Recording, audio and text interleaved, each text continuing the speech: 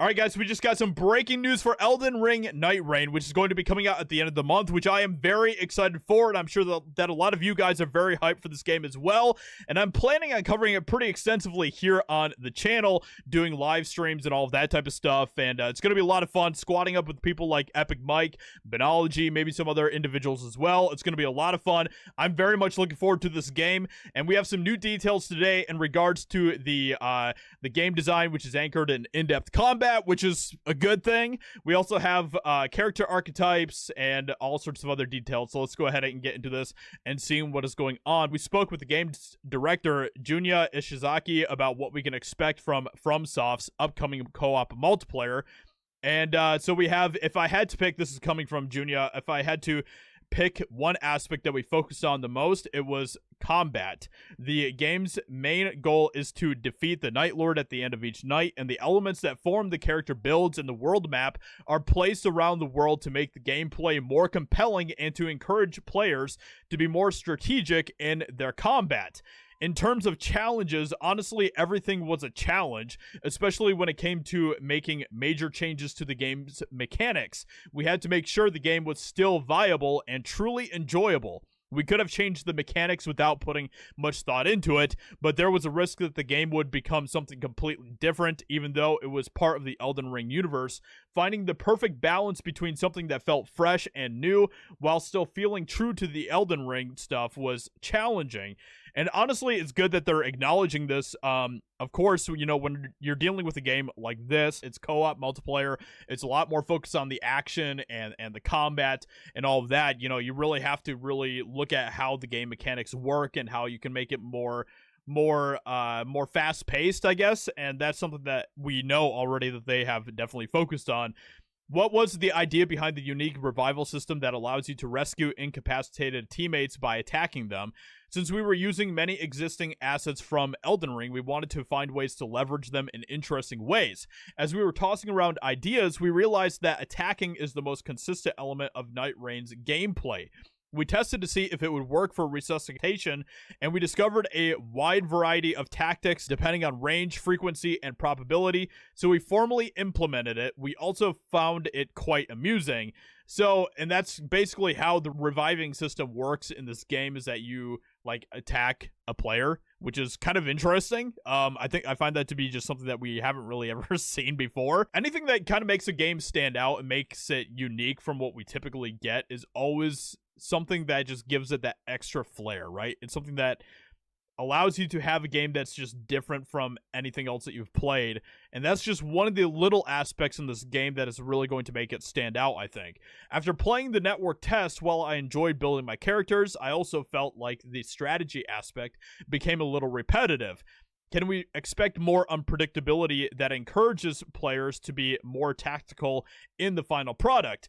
Yes, we're also pursuing that approach, so the same strategy won't always work when fighting the bosses, which is good to hear. That's exactly what we want. We want variety. We want things that are going to change the way that we play each and every game, right? That is the most important thing for this. We don't want you to just get into the same rut every time that you play the game. That is something that this game really needs to avoid if they want this game to continue to thrive. So your initial strategy may be effective for a while, but the bosses will gradually evolve and your tactics will be no longer viable, forcing you to rethink your approach. That is good. That is really, really exciting to hear. That is exactly what we want from this game.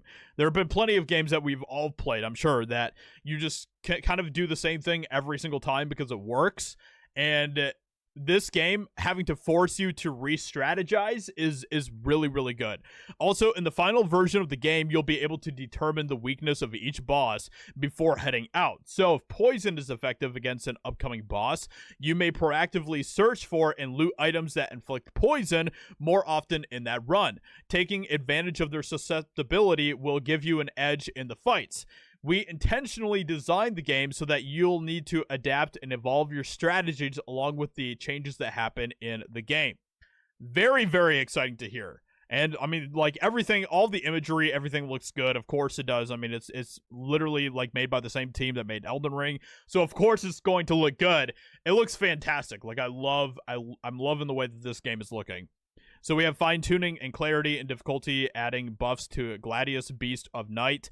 Did you make any changes or adjustments to the game following the results of the network test? So this is kind of talking more about the network test type of stuff, which, I don't know if there's anything super interesting in here to address these issues. We made some changes so that the information was conveyed more clearly to players during gameplay. We also received a lot of helpful feedback regarding the difficulty. We made some adjustments to strike a balance that makes the game challenging as you progress, but still manageable. That's good. We want a challenge. That is exactly what we want. Don't hold our hands. So that's good to hear. Gladius, one of the Night Lords, will also receive some updates, so players have that to look forward to in the final game. And to hear that, that there's going to be multiple Night Lords is very, very exciting to hear as well. That is good. 8 playable characters derived from build and fantasy archetypes. Each playable character or Nightfarer in the game represents a different class. How did you decide on the 8 characters and their unique abilities? And I wouldn't be surprised if they perhaps add more in the future, which would be always a good thing. We mapped out what sort of characteristics we wanted our playable characters to embody and ultimately landed on 8 Nightfarers. There were 2 pillars that guided our thought process, and one of them was build. In the Dark Souls series and Elden Ring, you can distribute your stats to create builds that use certain weapons or magic, and these are often labeled as strength builds or pure magic builds. The other pillar was the idea of fantasy archetypes. Swordsmen who fight on the front lines, those who protect you with their shields, wizards skilled in magic, and so on.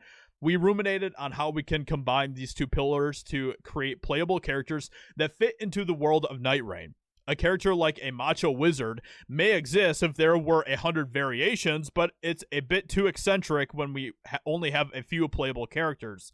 We simply created combinations of characters that felt most natural, and that ended up as the current 8 Nightfarers, which sounds good to me. I mean, all of that sounds good, and I think the thing that I hope they kind of do with this game, which I think would be interesting, and I can't remember if I've seen that this is going to be the case or not, but it would be cool if they implemented a thing where, like, if you found like some really, really good items in each game, you can then take it back with you, and then you can kind of have those items that you can equip for different various missions and all of that type of stuff. And maybe if you all die, then you lose, most of your stuff or whatever.